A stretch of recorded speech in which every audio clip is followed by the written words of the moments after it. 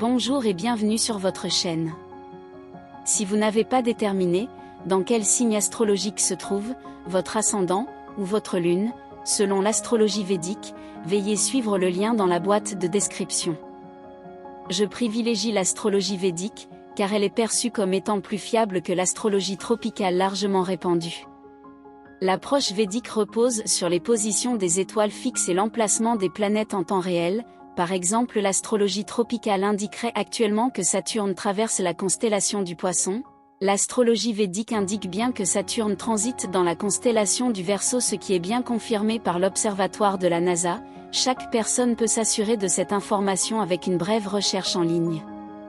Pour mes chers béliers, si votre lune ou votre ascendant est en bélier, ce mois-ci apporte une intensité extraordinaire à votre vie.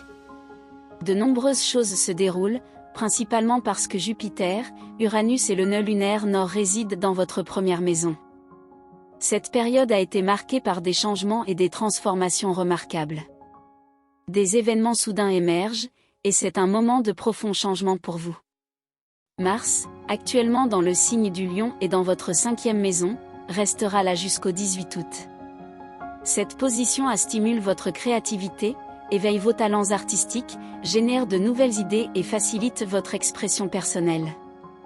Profitez de cet élan, car après le 18 août, Mars entrera dans votre 6e maison. Cette phase pourrait engendrer des obstacles liés au travail, augmentant votre charge de travail. Cependant, soyez attentifs à votre santé, car Mars en 6e maison pourrait provoquer des problèmes de santé et des accidents.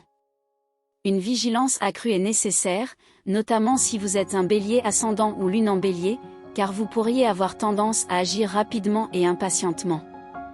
Le 16 août, une nouvelle lune surviendra dans votre 4e maison, entraînant des changements significatifs dans votre foyer et votre famille. Vous pourriez envisager de déménager ou d'apporter des améliorations à votre domicile. Avec Vénus en rétrogradation dans votre 4e maison, votre maison pourrait être ornée de magnifiques décorations, et des réunions familiales pourraient se profiler. Pour ceux ayant la lune ou l'ascendant en bélier, il semble y avoir des ajustements à faire en ce qui concerne les amitiés et les relations. Vous pourriez laisser derrière vous de vieilles amitiés et accueillir de nouvelles connexions. Ne compliquez pas les choses en multipliant les interactions. Saturne en transit dans votre 11e maison, qui régit les amitiés. Saturne, la planète qui représente notre karma, suggère une réévaluation de vos cercles sociaux. Vos enfants demanderont davantage d'attention, surtout vers la fin du mois lorsque Mercure sera rétrograde. Vers la fin du mois, votre créativité se déchaînera.